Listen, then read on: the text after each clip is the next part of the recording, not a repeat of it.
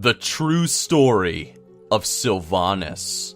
Sylvanas is the middle sister of Valeria and Sylvanas Windrunner, who are nowhere near as hot as she is, and she also had a brother named Lirath that nobody has ever heard of and nobody cares about.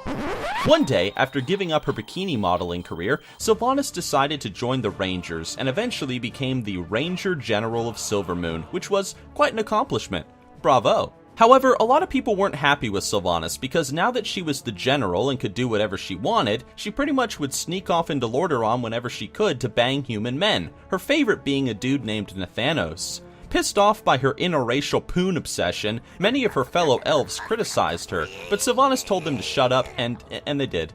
Years later, Sylvanas and friends met a happy little fella named Arthas who wanted to destroy the entire High Elf Kingdom and use their precious magical swimming pool to bring Nosferatu back to life. Sylvanas tried to stop Arthas from destroying literally everything, but she failed because Arthas was just too fucking awesome to be defeated. Not fucking Malfurion level awesome, but he was still pretty awesome. Let's just clarify that. So she died, but because Arthas had always had a thing for high elf booty since he was a kid, he brought Sylvanas back to life as a scary ghost. Sylvanas hated him for this, but she sorta had a bit of a Stockholm Syndrome thing going on because she started to really fall for the undead Prince of Lordaeron and became obsessed with him. Sometime later, after watching her entire country burn, her people die, and everything she ever loved to be destroyed, Sylvanas found herself free from the Lich King's control. Not knowing what really to do, Sylvanas decided to try to use a paralyzing arrow on Arthas so that she could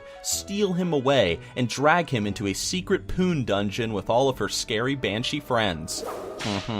The plan failed, however, because Nosferatu showed up suddenly, and he told Sylvanas to go away, and that Arthas was his boy toy and not hers. This made her very angry and really jealous. Sylvanas then ran off and cried for a little while. She took out her anger on a bunch of humans and dreadlords, and then she realized that there were a bunch of other undead like her that had regained their sanity and control of themselves. Hating Arthas, and yet loving him secretly, Sylvanas rallied these forsaken undead together and gave them the totally original name of the Forsaken.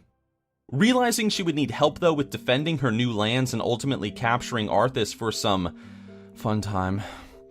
Yeah, she decided to sign a deal with a magic talking green pickle, an oversized Jamaican smurf, and a talking cow to be allies with her. Nice.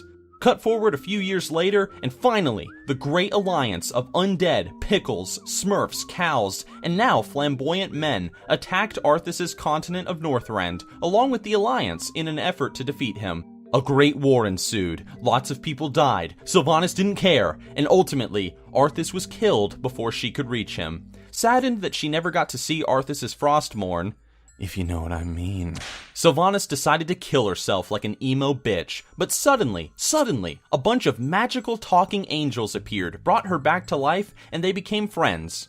For some reason. Sometime later, with nothing else to do, Sylvanas and her Forsaken waged a big ol' war against a bunch of werewolves who lived nearby. They helped beat up the innocent child named Garrosh, who had done nothing wrong, by the way. And all the while, Sylvanas lamented over Arthas, hating him still, but desiring him nonetheless. So, overcome with longing and grief, and in just desperation, Sylvanas decided to return to that guy I mentioned earlier in the video named Nathanos, and they started doing some some crazy necrophilia poon time down in the darkest halls of the Undercity behind everyone's backs. I like it. Over on the other side of the world, however, the Jamaican Smurf becomes the leader of the Horde for pretty much 2 seconds, and then he dies, and then for some reason, in his dying breath, he makes Sylvanas the Warchief of the Horde, which leaves everybody confused as to why. But Sylvanas doesn't really have time to realize that the Smurf clearly had a thing for her all along and was jealous of her love for Arthas because a bunch of evil bad guys are attacking the world.